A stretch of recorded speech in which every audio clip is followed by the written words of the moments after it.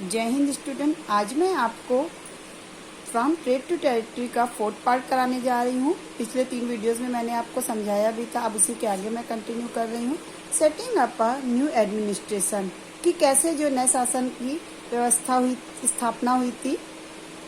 वैरेन Hasting governor general from 1773 to 1785 was one of the many important figures who played a significant role in the expansion of company power। जो governor general वैरेन Hastings थे 1773 से लेकर 1785 में उनकी महत्वपूर्ण व्यक्तियों में से थे, जिन्होंने जो कंपनी की ताकत को एक्सपेंड करने में अपनी महत्वपूर्ण भूमिका अदा की थी। By his time the company had acquired power not only in Bengal but also in Bombay and Madras। Warren Hasting के समय आते आते जो कंपनी की जो पावर थी बंगाल में ही केवल नहीं थी, बल्कि उसके साथ साथ कंपनी ने बम्बई और मद्रास में भी अपनी पावर स्थापित कर लिया था। British territories were broadly divided into administrative units. British इलाके मोटे तौर पे जो भी थे वो प्रशासकीय इकाइयों में बढ़ गए थे, जिन्हें की प्रेसिडेंसीज कहा जाता था। There were 3 presidencies. उस समय जो 3 प्रेसिडेंसीज थी वो थी Bengal, Madras and Bombay.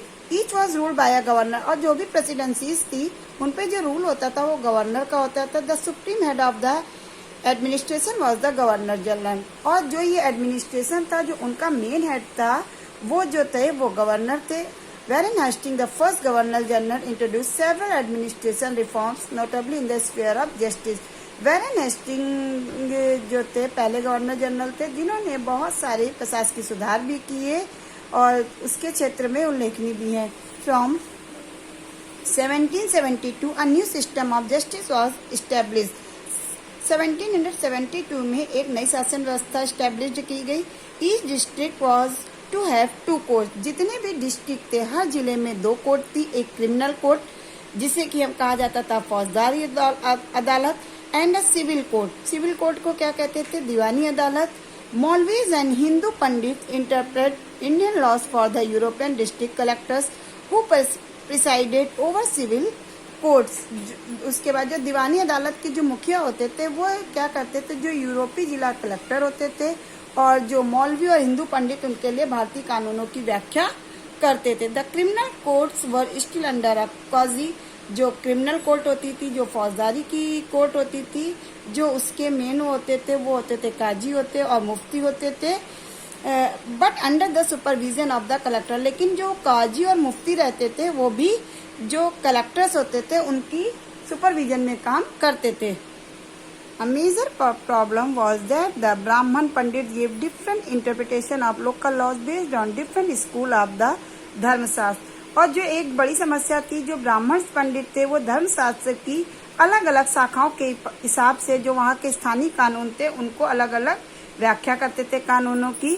To bring about uniformity in 1775 11 pandit were asked to compile a digest of Hindu law. इसी भिन्नता को खत्म करने के लिए और सब चीज समरूपता में लाने के लिए 1775 में जो 11 पंडितों को भारतीय कानूनों का संकलन कराने का काम सौंपा गया कि कानून में क्या होगा। NB Halhed translated this digest into English. और जो NB हैलेट ने थे उन्होंने जो ये संकलन बना था उसका जो ट्रांसलेशन किया वो इंग्लिश में किया।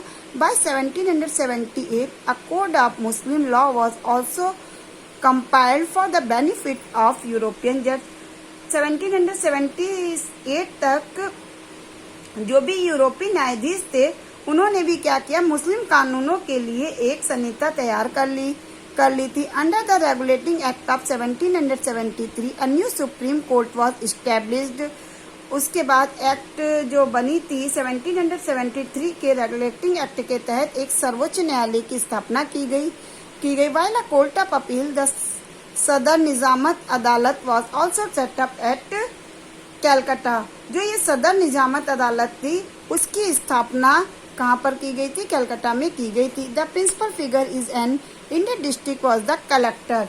और जो इन सबका जो इसमें जो मेन होते थे वो वहाँ का जो ओहदा होता था भारतीय जिले में वो किसके पास होता था, जो वहाँ के कलेक्टर होते थे। As the title suggest this man job was to collect revenue and taxes and maintain law and order in his district with the help of जजेस। और जो ये होते थे उनका मुख्य काम होता था जो कलेक्टर का कि रेवेन्यू को कलेक्ट करना, टैक्स लेना और लॉ को मेंटेन करना एंड ऑर्डर, और जो भी जिले में ऑर्डर होता था उसको बनाए रखना विद द हेल्प ऑफ जजेस। और वो सब काम जो भी ये करते थे वो जजेस की हेल्प से करते थे, पुलिस ऑफिसर्स एंड दरोगास की। His office the collectorate became the new centre of power. और जो उनका कार्यालय होता था कलेक्ट्रेट का वो नया केंद्र बन गया था। And Patreon that steadily replace previous holders of the authority. और उनके पास में जो पुरानी चीजें थी उसको होल्ड रखा गया था। नेक्स्ट आया द कंपनी आर्मी, जो कंपनी की फौज थी। Colonial rule in India brought in some new ideas of administration and reform but its power rested on its military stand.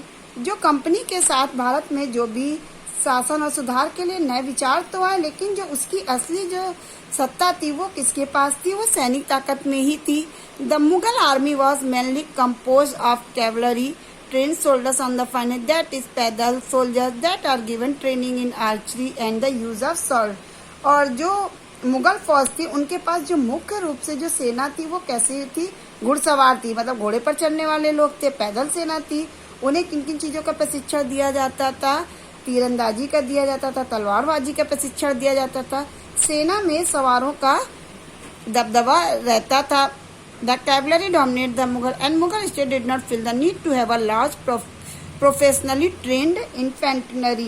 और जो मुगल साम्राज्य थे उनको एक पैसे ऐसा भी नहीं लगता था कि उनके पास कोई एक मेन ट्रेनर हो जो कि उनकी सेना को प्रशिक्षण दे, इसके लिए उनके पास कोई था भी नहीं। The rural areas had a large number of armed peasants and the local zamindars often supplied the Mughals with पैदल सोल्जर। और जो ग्रामीण इलाके में जो सशस्त्र किसानों की बहुत बड़ी संख्या थी और जो वहाँ के स्थानीय जमींदार थे वो मुगलों को जरूरत पड़ने पर क्या करते थे कि जो पैदल के सिपाही होते थे वो उनको दे देते थे। A change occurred in the 18th century, लेकिन जैसे जैसे 18th सेंचुरी है उसमें कुछ चेंज हुए। When Mughal successor state like Awadh and Banaras started recruiting peasants into their आर्मीज and training them a professional soldiers. तो इन लोगों ने क्या किया कि अवध और बनारस में किसानों को भर्ती करके उन्होंने उनको भी पेशेवर प्रशिक्षण देने का काम शुरू कर दिया। और यह सूरत बदलने, अब धीमे धीमे जो चीजें थी वो बदलने लगी। The East India company adopt the same method when it began recruitment for its own army. तो जब इन्होंने ऐसा करना शुरू किया तो ईस्ट इंडिया कंपनी ने भी क्या किया, अपने लिए आर्मी की भर्ती शुरू कर दी।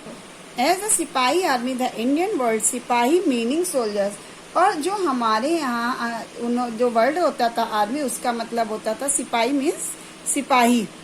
As warfare technology change from द 1820s the cavalry companies army डेक्लाइंड।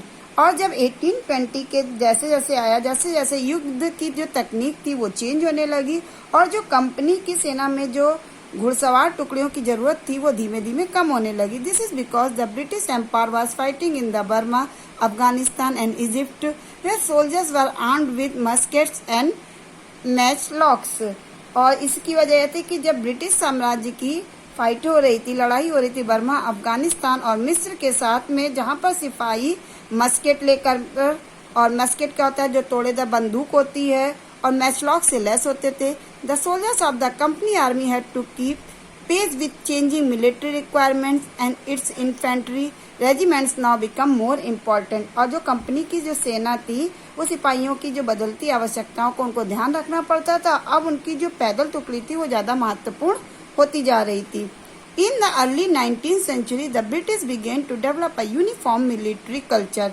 अब जैसे जैसे 19वीं शताब्दी के प्रारंभ में ब्रिटिश ने क्या किया कि जो उनका मिलिट्री थी उसके लिए एक यूनिफॉर्म कर दिया। Soldiers were increasingly subjected to European style training, drill and discipline that regulated their life far more than before। और जो वहाँ के जो सैनिक थे उनको यूरोपीय ढंग का प्रशिक्षण, अभ्यास और जो भी उनका अनुशासन था वो सारी चीजें सिखाए जाने लगे। Often this created problem since caste and community feelings were ignored. लेकिन जब इस तरह के जब वो काम हो रहे थे तो बहुत सारी समस्याएं आती थी, क्योंकि बहुत सारे जो पेशेवर सिपाही थे सेना खड़ा करने के चक्कर में अंग्रेज कई बार उनकी जात और समुदाय को ध्यान नहीं देते थे। Could individuals to easily give up their caste and religious feelings? Could they see themselves only as soldiers and not as members of communities? और उनको ये बताया भला लोग अपनी जाति को कैसे सोच सकते, खुद को समुदाय का सदस्य के बजाय क्या मानते थे कि सिपाही मानते थे। What did the सिपाहीज feel? सिपाही क्या फील करते थे? How did they react to the changes in their lives and their identity? कि जब उनके जीवन की जो पहचान थी कौन है और इसमें क्या क्या बदलाव आ रहे हैं, that is their sense of their कि कैसे उनमें विरोध हुआ। The revolt of 1857 give us a glimpse into the world of the sipahis. You will read about this revolt in chapter 15 और इसके बारे में हम चैप्टर 5 में हम पढ़ेंगे। Next conclusion, Thus, the East India Company was transferred from the trading company to a territorial colonial power. अब क्या निष्कर्ष निकलता है कि जो ईस्ट इंडिया कंपनी थी एक व्यापारिक कंपनी से बढ़ते बढ़ते एक भौगोलिक उपनिवेश तक शक्ति बन गई। The arrival of new steam technology in the early 19th century also added this process. अब 19वीं शताब्दी की शुरुआत से ही नई तकनीक के आने से यह प्रक्रिया और तेज हुई। Till when it would take anywhere between 6 and 8 months to travel to India by ship. अब जैसे कि पहले जब उसे समुद्री मार्ग से भारत आने में कितना समय लगता था, 6 से 8 माह का समय लगता था।